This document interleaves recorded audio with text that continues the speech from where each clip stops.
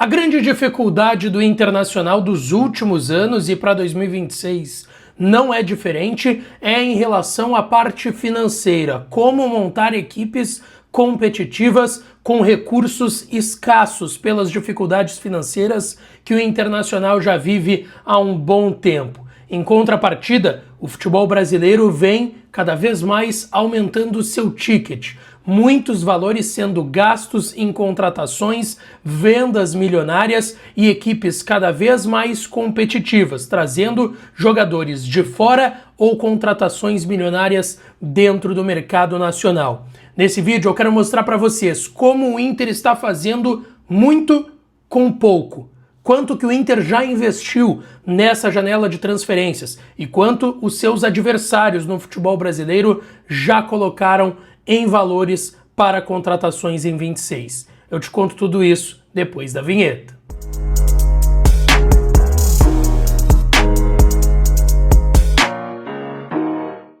Fala, minha rapaziada, sejam bem-vindos a mais um vídeo aqui no canal. Antes, não te esquece, deixa o teu like, te inscreve, ativa o sininho das notificações para não perder nenhum dos conteúdos por aqui. E é claro que esse vídeo e todos os outros têm o apoio e a parceria de KTO, kto.bet.br. Vai lá na KTO para brincar, para se divertir. O site é proibido para menores de 18 anos. Se tu não tem registro ainda, vai no primeiro comentário fixado desse conteúdo, entra no meu link, te registra lá e dá uma brincada. Tem Champions League nesse meio de semana, aproveita e vai lá na KTO, tá certo? Bom, gente, já falei aqui no início do vídeo como o Campeonato Brasileiro, como o futebol brasileiro mudou para a maioria dos clubes. Muitos clubes enriqueceram, ou, se não enriqueceram, estão operando em valores muito maiores por outras condições em relação ao Inter, que tem dificuldades financeiras já das últimas temporadas, dos últimos anos, e está tentando fazer, pelo menos em 26, mais com menos, trazendo principalmente jogadores livres no mercado, jogadores por empréstimo, sem ter que dispor grandes valores na sua janela para tentar montar uma equipe competitiva. Pra gente ter uma noção, tá, gente? Eu vou trazer aqui as contratações do Inter nesse ano e os valores de cada uma delas. O Inter trouxe o volante Paulinho Paula, que estava livre no mercado. Trouxe o Matheus Bahia, que não teve custos de transferência, e para o Bahia receber algo do Inter, o Matheus Bahia vai ter que bater algumas metas. Ele pode receber até 400 mil euros, cerca de 2 milhões e meio, mas não é uma contratação que o Inter teve que dispor de valor para trazer o jogador. Félix Torres, ele veio com um empréstimo sem custos e uma opção de compra de 4 milhões de dólares, 20 milhões e 900 mil reais. O Inter também não precisou dispor de valores para trazer o Félix Torres, só se exercer a compra dele lá no final do ano.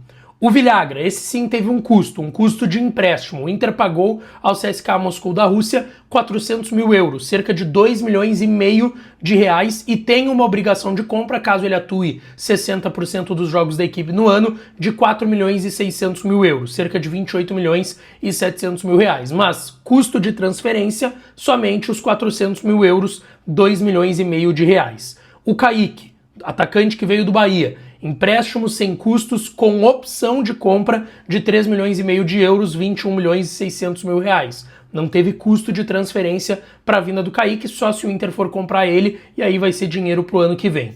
Alejandro, o valor do empréstimo ele é variável, tá? Por enquanto o Inter não paga nada, mas pode pagar até 500 mil euros, 3 milhões. Mas, repito, até o momento não teve custo de transferência, custo do empréstimo, só se ele também bater algumas metas, muito semelhante ao que é a situação do Matheus Bahia, só que o Matheus Bahia em definitivo e o Alejandro por empréstimo, e uma obrigação de compra de 6 milhões e meio de euros, 40 milhões e 100 mil reais, caso ele faça 15 gols no ano e jogue a maioria das partidas do Inter na temporada.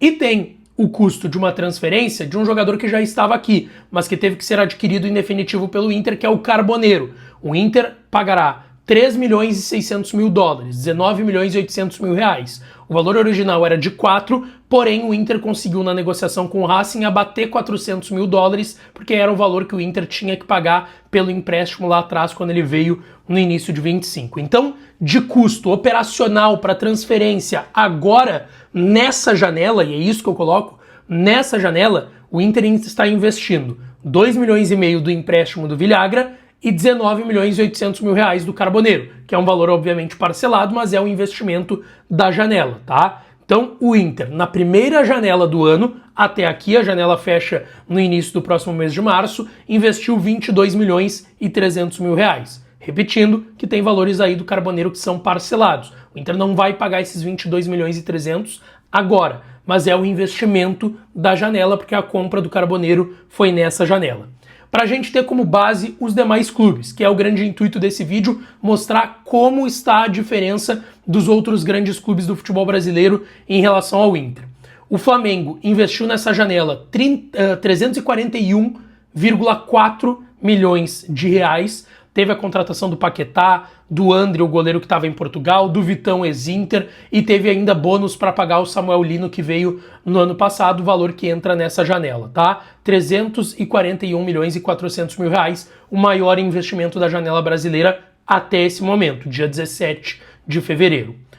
O Palmeiras, que é o segundo maior investimento, tá? Investiu 215 milhões e 900 mil reais. Isso tudo com 3 jogadores. O John Arias, que sozinho custou 154 milhões ao Palmeiras, e aí depois a dupla Marlon Freitas e Bruno Fux, que juntos custaram 61 milhões e 900, quase 62 milhões de reais aos cofres do Palmeiras. O terceiro clube que mais gastou foi o Cruzeiro, e quase tudo em um jogador só. O Gerson custou 176 milhões de reais ao Cruzeiro. Ainda teve o Chico da Costa, que veio por 5 milhões e meio, e 2 contratações que vieram sem custos. Então o Cruzeiro gastou 181,5 milhões de reais nessa janela. Depois, e esse número me impressionou, tem ainda o Vasco da Gama.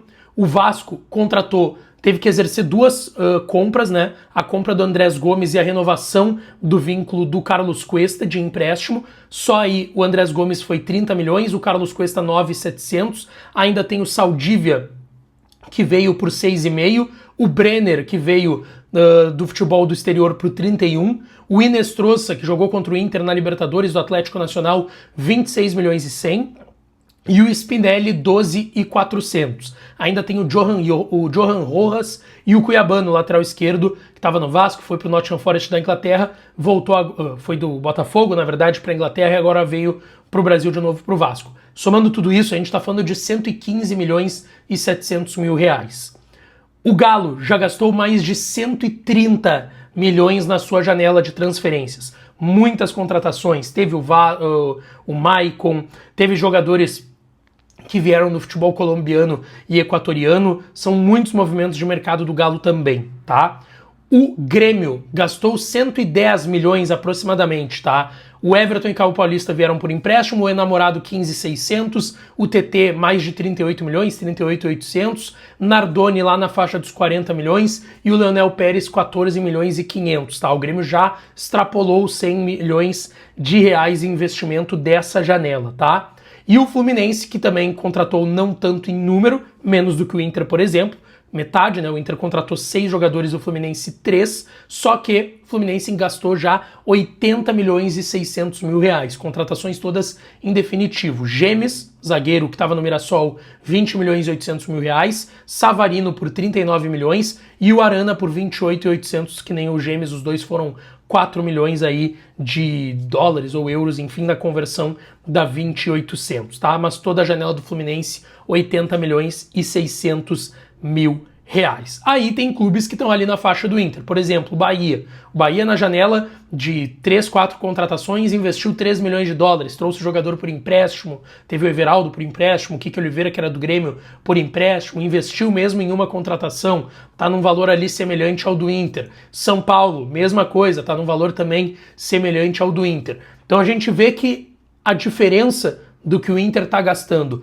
para a maioria dos clubes grandes também do futebol brasileiro é uma diferença muito grande. E o Inter sabe que isso faz diferença para tu contratar com qualidade, para tu montar uma equipe e um elenco competitivo, um plantel que aguente as 38 rodadas do Brasileiro, mais Copa do Brasil. A maioria desses elencos tem ou Sul-Americano ou Libertadores pela frente. Então é uma diferença muito grande que eu estou mostrando aqui para vocês nesse conteúdo, tá? Deixa tua opinião aqui nos comentários, acho que é um vídeo aqui que eu trago e um conteúdo que gera muito debate, muitas análises. Mandem a opinião de vocês aqui nos comentários e não esquece, né? Deixa teu like, te inscreve, ativa o sininho que eu volto para falar do Inter por aqui. Um grande beijo, um abraço e até a próxima.